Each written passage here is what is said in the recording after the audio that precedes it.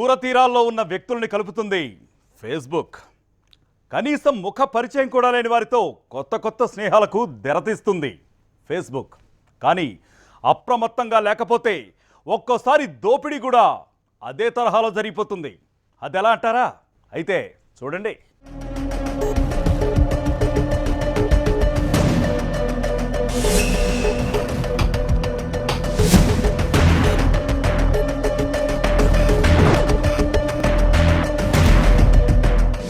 వాళ్ళిద్దరూ కాబోయే భార్యాభర్తలు.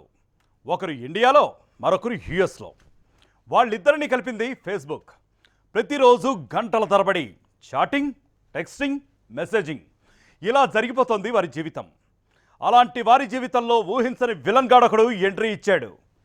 అది చాటింగ్లోనే. అది ఎలా అంటారా? Let's watch it. Swathi, Suresh ఇద్దరు మేడ్ ఫర్ ఈచ్ అదర్ లా ఉంటారు. సురేష్ ఉంటున్నది యుఎస్ లో, స్వాతి ఇండియాలో. ఇద్దరికి ఎంగేజ్మెంట్ కూడా అయింది. మరి కొన్నాళ్లలోనే పెళ్లి. అందుకే ఇద్దరు చాటింగ్ లో మునిగి తేలుతున్నారు. అప్పుడప్పుడు ఫోన్లు, ఎక్కువ టైం ఫేస్బుక్ చాటింగ్ లోనే గడిచిపోతోంది.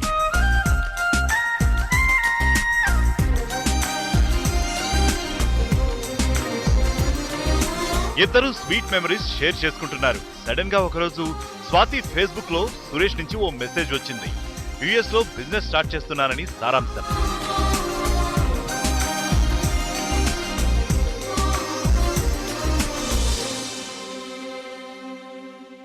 ఎప్పుడు స్టార్ట్ చేస్తున్నావు? ఏం బిజినెస్? ఇటువైపు నుంచి స్వాతి ప్రశ్నలు. కొంచెం మనీ అడ్జస్ట్ కావాల్సి ఉంది. Just 6 lakhs amount.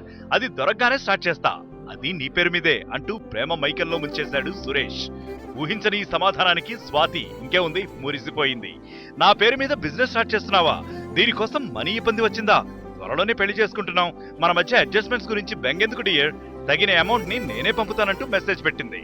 స్వాతి వెంటనే తన అకౌంట్ లోని అమౌంట్ ట్రాన్స్ఫర్ చేసేసింది.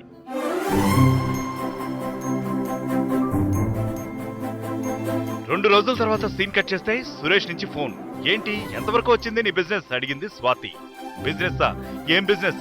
నేనెప్పుడు చెప్పా నీకు బిజినెస్ చేస్తానని? ఆశ్చర్యపోయాడు సురేష్. అదేంటి, నువ్వు మెయిల్ చేస్తేనే కదా నేను రెస్పాండ్ అయింది, చాటింగ్ లో నువ్వు చెప్తేనే కదా నేను అమౌంట్ పంపింది అని ఆశ్చర్యపోయింది స్వాతి. హాయ్ సురేష్. హాయ్ స్వాతి. ఎక్కడున్నారు? జస్ట్ ఇప్పుడే ఆఫీస్కి వచ్చాను. నువ్వేం చేస్తున్నావు? I want sleep. పడుకోవడానికి రెడీ అవుతున్నాను. అవునా, ఇప్పుడేనా? అయినా నువ్వేమో అమెరికా, నేను ఇండియా. అక్కడ డే అయితే ఇక్కడ నైట్ కదా. అవునవును. అయినా నీతో గడిపిన క్షణాలు చాలా గుర్తొస్తున్నాయి. మీటూ స్వాతి, నాకు కూడా. Suresh, I want see you.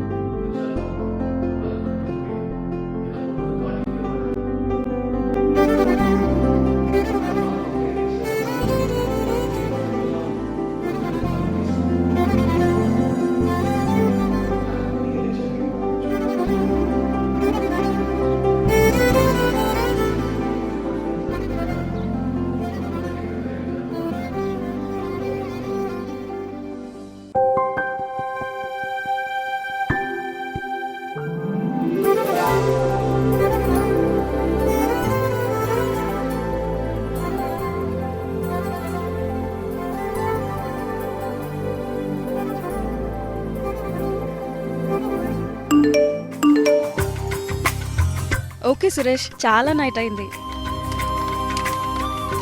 మళ్ళీ మమ్మీ వాళ్ళు లేస్తారు. Good night, bye. Good night కాదు, జస్ట్ ఇప్పుడు ఇక్కడ time 11 AM. Okay Suresh, bye.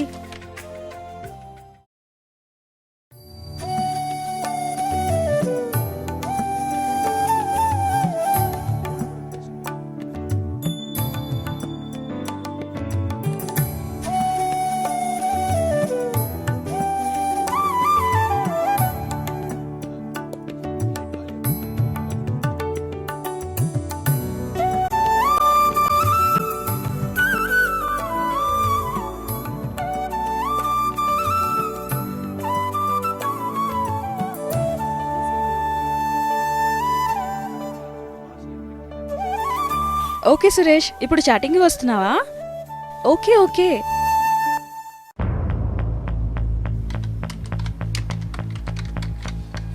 Hi Suresh, ఏంటి నువ్వు యూఎస్లో బిజినెస్ స్టార్ట్ చేస్తున్నావా? Wow, congrats. Thank you Suresh, అది కూడా నా పేరు మీద బిజినెస్ స్టార్ట్ చేస్తున్నావా? చాలా హ్యాపీగా ఉంది. ఓకే, నువ్వు ఇంపార్టెన్స్ ఇచ్చే మొదటి పర్సన్ నేనేగా. Thank you. అయినా ఎప్పుడు స్టార్ట్ చేస్తున్నావు బిజినెస్? 6 lakhs కదా, దానిదేముంది, నేను అడ్జస్ట్ చేస్తానులే. ఇప్పుడే పంపిస్తున్నా.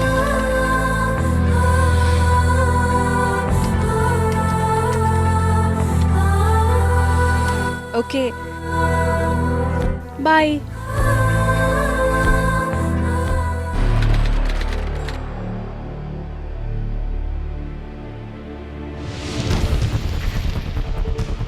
హాయ్ స్వాతి. హాయ్ డియర్, ఎక్కడున్నావు? ఎలా ఉన్నావు? యా ఫైన్, నువ్వెలా ఉన్నావు? చాలా బాగున్నాను. ఎక్కడి వరకు వచ్చింది నీ బిజినెస్? స్టార్ట్ చేసావా? ఏ బిజినెస్? ఏంటి?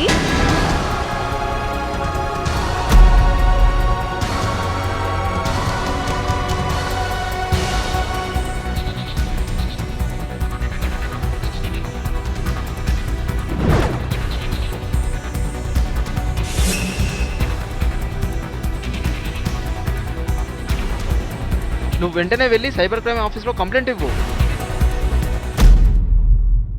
సురేష్ ఈమెయిల్ ఐడిని హ్యాక్ చేసి సైంధవుల్లా చొరబడి సురేష్ లాగే మెసేజ్లు పెట్టారు కేటుగాళ్లు.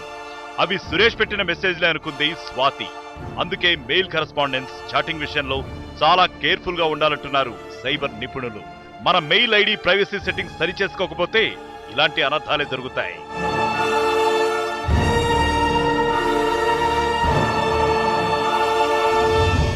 మా ఫ్రెండ్ అమెరికాలో ఉంటాడు. అతని ఈమెయిల్ ఐడి హ్యాక్ చేసి వేరే వాళ్ళు డబ్బులు అకౌంట్లో చేయించుకున్నారు. మాకు బిజినెస్ మా పేరు పెడుతున్నామని చెప్పేసి వాళ్ళు హ్యాక్ చేసుకొని వాళ్ళు డబ్బులు అకౌంట్లో వేసుకున్న తర్వాత మాకు తెలిసింది ఏంటంటే, మాకు ఎవరైతే అకౌంట్ నుంచి వేస్తున్నామో అతను చెప్పేసరికి మేము మోసపోయామని తెలిసిన తర్వాత మేము సైబర్ క్రైమ్ను ఆశ్రయించాము. ఎవరైనా సరే ఒక మెయిల్ అకౌంట్ మెయింటైన్ చేస్తున్నప్పుడు దాంట్లో 2 layered సెక్యూరిటీ వాడుకోవడం మంచిది. అయితే ఎప్పుడైనా కొత్త సిస్టమ్ నుంచి ఎప్పుడన్నా లాగిన్ అయినప్పుడు మనం ఒకటి ఏంటంటే పాస్వర్డ్ పెట్టుకోవడం మన మొబైల్కి. ఆ పాస్వర్డ్ కనుక మన మొబైల్కి వస్తే ఆ జెన్యున్ ఓనర్ అయితే పాస్వర్డ్ ఎంట్రీ చేసి లాగిన్ కావడం మంచిది ఒకటి. అట్ ద సేమ్ టైం చాలామంది ఏంటంటే వాళ్ళ బంధువులు వీకెండ్స్లో శుక్రవారము లేకుంటే శనివారము సాయంకాలము వీళ్ళ ఫ్రెండ్స్ రిలేటివ్స్ ఎవరైతే యూఎస్లో ఉంటారో ఫ్రెండ్స్ రిలేటివ్స్ వాళ్ళతో చాట్ చేయడం జరుగుతుంది. వాళ్ళు ఈ మెసేజెస్ హ్యాంగ్అవుట్స్ల ద్వారా వీళ్ళు ఇచ్చే ఇన్ఫర్మేషన్ని వాళ్ళు ఏమంటే నాకు అర్జెంటుగా ఇట్లా అమౌంట్ అవసరం ఉందని చెప్పేసి వాళ్ళు అక్కడి నుంచి వీళ్ళకు చాటింగ్లో రిక్వెస్ట్ చేస్తున్నప్పుడు వీళ్ళు ఎప్పుడైనా సరే ఒక ఎన్ఆర్ఐ వాళ్ళ బంధువులు రిలేటివ్స్ అవసరం ఉన్న వాళ్ళు డబ్బులు అడుగుతున్నారంటే ఒకసారి వీళ్ళు ఫోన్లో కన్ఫర్మ్ చేసుకొని నిజంగా నువ్వు ఇట్లా డబ్బులు అవసరం ఉందని చెప్పి అడిగావా, ఇట్లా ఏదో అకౌంట్ డీటెయిల్స్ అడిగావు, కార్డ్ డీటెయిల్స్ అడిగావు, పిన్ నెంబర్ అడిగావు, ఓటీపీ అడిగావు అని చెప్పేసి వీళ్ళు వాళ్ళతో కాంటాక్ట్ చేసుకొని చెప్పడం మంచిది. అందరికీ నమస్కారం అండి. This is me novel. ఒక చాలా ముఖ్యమైన విషయం చెప్పడానికి మీతో షేర్ చేసుకోవడానికి మేము ముందుకు వచ్చాను. ఏంటంటే మనం జనరలీ ఫేస్బుక్ ఇలాంటి ఆన్లైన్ సైట్స్లలో చాటింగ్ చేసి వాళ్ళకి మీ పర్సనల్ నెంబర్ షేర్ చేయడం, వాళ్ళని నమ్మేసి మీ ఓటీపీస్ అవన్నీ షేర్ చేయడం చాలా ప్రమాదకరం అండి. అండ్ ఈ మధ్యకాలంలో చాలా మెసేజెస్ వస్తుంటాయి మన మొబైల్స్కి, మీరు ఇన్ని లక్షలు గెలిచారు, ఇన్ని కోట్లు గెలిచారని బ్యాంక్ డీటెయిల్స్ అడుగుతూ ఓటీపీస్ అడుగుతుంటారు మనవి. అవన్నీ చాలా ప్రమాదకరం అండి, అవన్నీ ఫేక్. సో మీరు ఎవరిని కూడా దయచేసి ఆన్లైన్లో నమ్మడం అంటే ఫేస్బుక్లో చాట్ చేసి ఇమీడియట్గా వాళ్ళకి నమ్మి మీ నంబర్స్ ఇచ్చేసి అలానే చేయకూడదు. It's very dangerous. అండ్ ఈ మధ్య ఫేస్బుక్ పేజెస్ కూడా అందరివి ఫేక్ పేజెస్ క్రియేట్ చేసి వాళ్ళతో చాట్ చేస్తున్నారు, ఏమేమో డబ్బులు అడుగుతున్నారు, అలాంటి పిచ్చి పనులు కూడా చేస్తున్నారు. సో దయచేసి మీరే జాగ్రత్తగా ఉండాలి. అండ్ ఇలాంటి అవేర్నెస్లు మీరు అందరూ తెలుసుకోవాలంటే హంటర్నెట్ అనే HMTV ప్రోగ్రామ్ ఒకటి వస్తుందండి. అది ఎందుకంటే just to create awareness for you people. So I request you all to watch this programme and be aware, be safe. Thank you so much. Love you all. Novel. చూసారా, Suresh mail ఐడిని చాలా తెలివిగా చాకచక్యంగా hack చేశాడు cyber కేటుగాడు. వీరిద్దరి మధ్య కమ్యూనికేషన్ని బాగా observe చేసి ఆపై హ్యాక్ చేసి దొరికిందంతా లాక్కున్నాడు. కాబట్టి మన వ్యవహారాలను నిశ్చితంగా గమనించే కేటుగాళ్ళు మన చుట్టూనే ఉంటారు. మన పాస్వర్డ్స్, మెయిల్ ఐడీస్ని హ్యాక్ చేసి సమాచారాన్ని తస్కరించి ఆపై మనల్ని ముంచేసే ప్లాన్స్ వేస్తూ ఉంటారు. అందుకే ఇంటర్నెట్ వినియోగంలో జర జాగ్రత్తగా ఉండాలని మిమ్మల్ని అలర్ట్ చేస్తూ మరో ఎపిసోడ్తో వచ్చే వారం కలుసుకుందాం. నమస్తే. మీరు కూడా సైబర్ క్రైమ్ బాధితులా? అయితే వెంటనే www.cyberabadpolice.gov.in లేదా SHO_cybercrimes@cyb.tspolice.gov.in లేదా SHO_cybercrime@cid.appolice.gov.in సైట్స్లోకి వెళ్ళి సలహాలు, సూచనలు తీసుకోండి లేదా మీకు దగ్గరలో ఉన్న పోలీస్ స్టేషన్లో ఫిర్యాదు చేయండి.